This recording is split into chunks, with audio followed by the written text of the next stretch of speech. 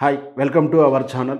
ఒక్కొక్కసారి భావ స్వేచ్ఛ, పత్రికా స్వేచ్ఛ ఎంత దారిద్ర్యానికి దారితీస్తుందో అంటే, మనం సోషల్ మీడియాలో వైరల్ అవుతున్నటువంటి కొన్ని అన్‌మెచ్యూరిటీస్ వార్తలే ఉదాహరణకు చెప్పొచ్చు. కేవలం వ్యూస్ కోసమో, లేదా పేరు కోసమో కొందరు చౌకబారు వార్తలని ప్రచారం చేస్తుంటారు. ముఖ్యంగా ఈ డిజిటల్ యూట్యూబ్ ఛానెల్స్ వచ్చిన తర్వాత ఎవరికి తోచినటువంటి వార్తను అన్‌మెచ్యూర్డ్‌గా సాక్ష్యాలు లేకుండా తమకు తోచినటువంటి అబద్ధాలను జోడిస్తూ తప్పుడు వార్తలను ప్రచారం చేసుకొని వ్యూస్ సంపాదించడానికి, పేరు సంపాదించడానికి కక్కుర్తిపడుతున్నారు కొన్ని ఛానెల్స్ అని చెప్పొచ్చు. ఎందుకంటే చనిపోయినటువంటి మన హీరో రంగనాథ్ గురించి ఒక తప్పుడు కథ యూట్యూబ్‌లలో కనిపిస్తుంది. అది ఏమిటంటే రంగనాథ్ గారి అతని వ్యక్తిగత పని మనిషికి సంబంధాన్ని కించపరుస్తూ రంగనాథ్ గారికి వ్యక్తిగతంగా నష్టాన్ని చేకూర్చేలా రంగనాథ్ గారిని వ్యక్తిగతంగా అవమానించేటటువంటి కథనం ఒకటి వైరల్ అవుతా ఉంది. విషయం ఏంటంటే మనందరికీ తెలుసు రంగనాథ్ గారు మంచి నటుడు. అతను నటించినటువంటి చిత్రాలు, ఆ సోలో చిత్రాలు ఏ విధంగా ఇప్పటికి కూడా ఆ చిత్రాల తాలూకు పాటలొచ్చినా, ఇప్పటికి కూడా చిత్రాలు టీవీల్లో కనిపించినా కూడా మంత్రముగ్ధమై చూస్తుంటాం. 6 అడుగుల ఆజానుభావుడు. ఎలాంటి పాత్ర వేసినా తన తండ్రిగా, ఒక పోలీస్ అధికారిగా, ఒక విలన్‌గా, ఒక సెల్ఫిష్ క్యారెక్టర్‌గా, ఒక త్యాగశీలిగా ఇట్లా ఏ క్యారెక్టర్ ఏసినా రంగనాథ్ గారి నటన విషయంలో ఏమాత్రం మనం తక్కువ చేయలేము.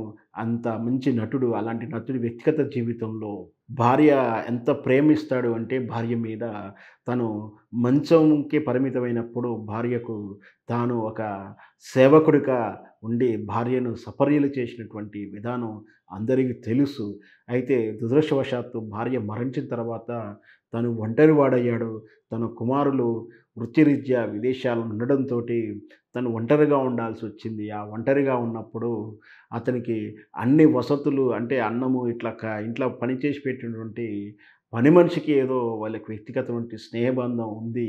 దాన్ని అభ్యంతరం చెప్తూ కుటుంబీకులు అతన్ని చాలా కట్టడి చేశారని, ఆ కట్టడి చేసి ఆ పని మనిషిని దూరం చేశారని, ఆ వేదనతోటే తను ఒత్తిడికి గురయ్యి ఆత్మహత్య చేసుకున్నాడంటూ ఒక తప్పుడు కథనాన్ని ఒక సాక్ష్యాధారాలు లేకుండా ఒకవైపు వర్షన్‌గానే ఒక వైరల్ చేయడం నిజంగా కూడా దిగజారినటువంటి జర్నలిజంగా చెప్పవచ్చు. వాస్తవానికి రంగనాథ్ గారికి వ్యక్తిగతంగా ఎలాంటి అనుబంధాలు, స్నేహాలున్నా అతని వ్యక్తిగతమే అవుతుంది. కానీ ఎలాంటి ఆధారం లేకుండా, ఎలాంటి సాక్ష్యాలు లేకుండా చనిపోయిన వ్యక్తి మీద ఇలా అభాండాలు చేయడం నిజంగా కూడా సిగ్గుచేటు.